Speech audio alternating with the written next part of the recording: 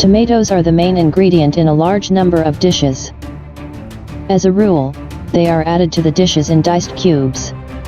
Cutting tomatoes is not at all difficult to master. All that is required of you is a little practice. Learn how to properly cut ordinary varieties of tomatoes, as well as rum tomatoes, and add them to salads, soups, casseroles, and other dishes. Wash the tomatoes. Before slicing, tomatoes should always be washed to remove dirt on their surface. Remove the stickers, if any. Remove the stalk. Use a teaspoon to remove the stalk. Insert the tip of the spoon into the area of the stalk. Remove it with a spoon and discard. If you want to peel tomatoes, hold them in boiling water for 1 minute. When the tomatoes have cooled, remove the peel and remove the seeds.